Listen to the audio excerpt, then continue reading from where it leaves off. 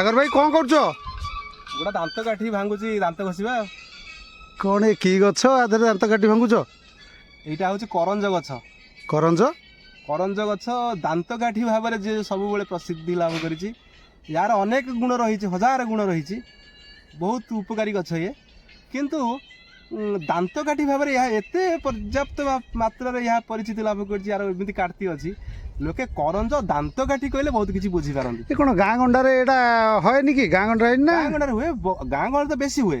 ଏ ପ୍ରାୟ ସବୁ ଜାଗାରେ ଦେଖାଯାଏ। ମୁଁ ଯେତେ ଜାଗା ଯାଇଛି ଇଏ ଗଛକୁ ମୁଁ ସବୁ ଜାଗାରେ ଦେଖିଛି। ଆମ ଗାଁରେ ବି ଅଛି, ଆମ ଘର ପାଖରେ ଅଛି।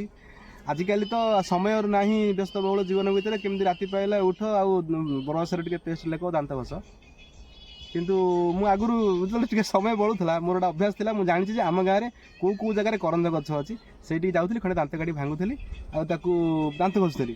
ତାପରେ ଗୋଟେ ନୂଆ ଫର୍ମୁଲା ଆପ୍ଲାଏ କରିଥିଲି ଯେ ଗୋଟିଏ ଦାନ୍ତ କାଠି ଭାଙ୍ଗିଲେ ମୁଁ ଦାନ୍ତ ଘଷୁଥିଲି, ଛତିଆ କଢ଼ାରେ ଛତିଆ କାଟୁଥିଲି, ଯେତିକି ବ୍ୟବହାର ହେଇଥିଲା ତାଠୁ ଆଉ ଆଙ୍ଗୁଳିଏ କାଟିକିରି ତାକୁ ରଖିଦେଉଥିଲି। ଦ୍ୱିତୀୟ ଦିନକୁ ଏକୁ ବ୍ୟବହାର କରୁଥିଲି, 4 ଦିନ ଖଣ୍ଡେ ବ୍ୟବହାର କରୁଥିଲି, କାଠି ଶୁଖିବା ପର୍ଯ୍ୟନ୍ତ।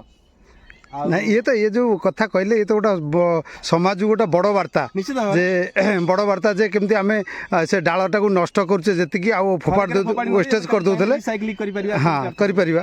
ବର୍ତ୍ତମାନ ଏଇ ଯେଉଁ କରଞ୍ଜ ଗଛରେ ଦାନ୍ତ କାଠିରେ ପୁରୁଣା କାଳିଆ ଲୋକମାନେ ଦାନ୍ତ ଘଷୁଥିଲେ ଆଗରୁ ଯାହା ଆମେ ଶୁଣିଛୁ। ବର୍ତ୍ତମାନ ତ ସେସବୁ ଗାଁ ଗଣ୍ଡାରେ ବିଲୁପ୍ତ ପାଇ ହେଲାଣି। କିଏ କହିଲା ବିଲୁପ୍ତ ହେଇଛି? ବିଲୁପ୍ତ ହେଇନି। ପୁରୁଣା କଥାକୁ ନୂଆ ଢଙ୍ଗରେ ପ୍ରସ୍ତୁତ କରାଯାଉଛି। ଆପଣ ମିଶୁଆକ ଟୁଥପେଷ୍ଟ ଦାନ୍ତ ଘଷୁନାହାନ୍ତି କି? ଦେଖିବେ ଆଡ଼ଭର୍ଟାଇଜରେ ଗୋଟିଏ ଏଇ ଯେଉଁ କରଞ୍ଜ କାଠିକୁ ସେ କେମିତି ମେସିନ୍ ସାହାଯ୍ୟରେ ଚିପୁଡ଼ି ଦେଉଛନ୍ତି, ଆର ଯେଉଁ ରସ ବାହାରୁଛି ତାକୁ ବିଭିନ୍ନ ପ୍ରକାର ଅନ୍ୟ ସାମଗ୍ରୀ ମିଶାଇକିରି ତାକୁ ମିଶୁଆକ ଟୁଥପେଷ୍ଟ ବନାଉଛନ୍ତି।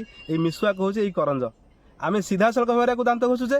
ସେମାନେ ବ୍ୟବସାୟ କରିବା ପାଇଁ ଏଇ କରଞ୍ଜର ରସ ବାହାର କରି କରଞ୍ଜ ନାଁରେ ସେ ମିଶୁଆକ ଟୁଥପେଷ୍ଟ ତିଆରି କରିକି ବିକ୍ରି କରୁଛନ୍ତି।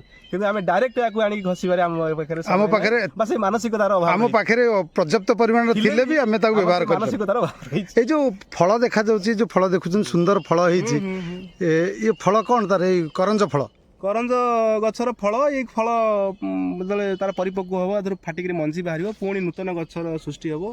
ଏଇ ଗଛର ଯେଉଁ ଜୀବନ ଚକ୍ର ଚାଲୁ ରହିବ। ପ୍ରତ୍ୟେକ ଗଛରେ ଯେମିତି ସବୁ ଫଳ ଥାଏ, ଏସବୁ ତାର ଫଳ ଫଳିଛି ଆଉ। ଯାଉ ଆଜି ଗୋଟେ ବଢ଼ିଆ ମେସେଜ ଦେଲେ ସାଗର ବାବୁ, ଯେ ଏ କରଞ୍ଜ ଗଛ ଯେଉଁ ଦାନ୍ତ କାଠି ରାତି ସକାଳ ହେଲେ ଆମେ କରଞ୍ଜ ଦାନ୍ତର ଘଷିବାର ଇଏକୁ ଆବଶ୍ୟକତା ରହିଥାଏ, ଯେଉଁ ନିତ୍ୟ ବ୍ୟବହାର୍ଯ୍ୟ ସକାଳୁ ଯେଉଁ କରେ। କିନ୍ତୁ ତା ଦେହରେ ଯେଉଁ କରଞ୍ଜ କଥା କହିଲେ ସେଇଟା ସମାଜ ପାଇଁ ଗୋଟେ ବଡ଼ ବାର୍ତ୍ତା ଦେଲେ।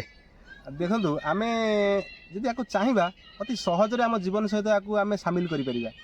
ଏଇଠି ମଞ୍ଜି ହେଇଛି, ଆପଣ ଦେଖୁଛନ୍ତି ଗଛ ହେଇଛି, ଇଏ ଆଉ ଅଳ୍ପ ଦିନରେ ଶୁଖିବ।